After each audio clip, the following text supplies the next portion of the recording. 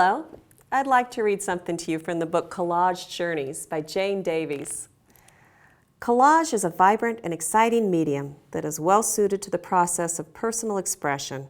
It requires no special artistic skill, just a willingness to jump in and explore the possibilities. Now, fiber fusion blends together aspects of collage, painting, fiber art, assemblage, and paper making. It's kind of an art playground, to tell you the truth. I'm going to show you how to make this. It's a textured and flexible sheet that can be crumpled, folded, wrapped, glued, sewed, and manipulated into a variety of ways. Anything that you would use a sheet of handmade paper or fabric for. The journey begins with a piece of muslin, lightweight and absorbent. This is what helps keep the flexibility of the collage, a very different effect than using paper. I've taped down a piece of freezer paper to my work surface to protect it and to keep the collage from sticking. Now, I've gathered a variety of materials for my collage. I have decorative papers, including tissue paper, a lace paper, recycled book and foam book pages. I have simple leaf, which is a simulated gold leaf, some embroidery floss, watercolors, oil pastels, just about everything but the kitchen sink, really. I'm going to start with some watercolors and paint directly onto my muslin. Now, these are Blick artist watercolors. They're a wonderful selection of professional colors, and I love their intensity on this fabric. You can paint dry brush techniques, wet into wet, and I would continue painting until I fill the whole piece. Now that I've finished my watercolor painting, I'm going to add just a few more details in here with an oil pastel, define a few lines like so. And then I'll be ready to start building up my layers. I've mixed a solution of 1 part Blick acrylic gel medium and 1 part water.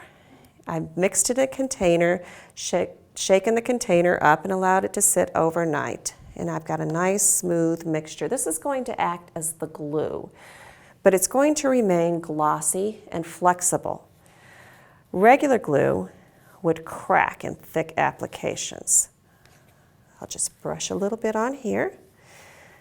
And I'll start with, some white tissue paper. I'm going to crumple it up and allow it to gather into folds like so to add some texture right away.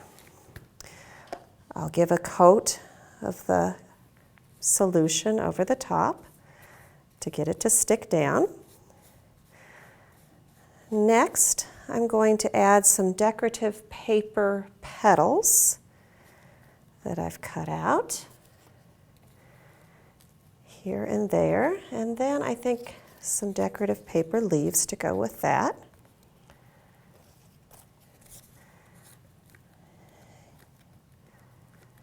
And here's some lace paper. Let's give it another light coat of the solution. Seal those down.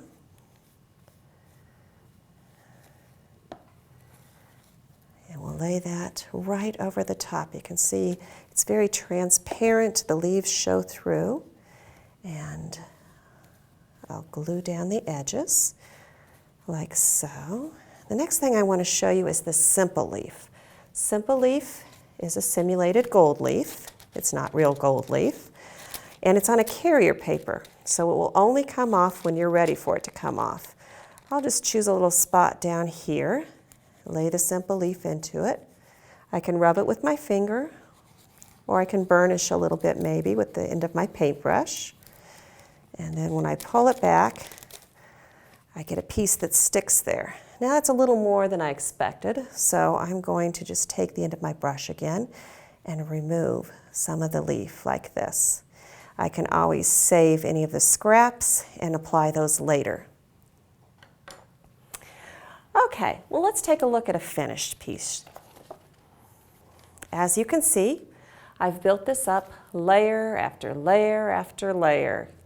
using most of the mediums that you just saw me use.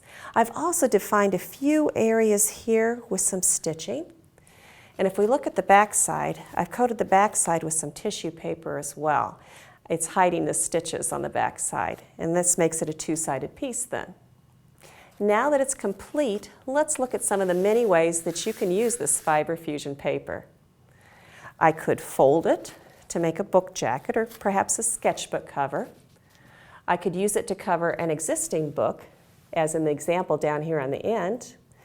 This piece has been folded and assembled to make a box.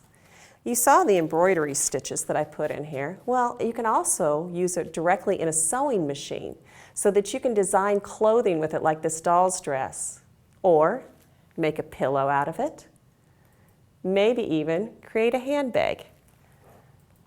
All of these materials are described in detail at dickblick.com.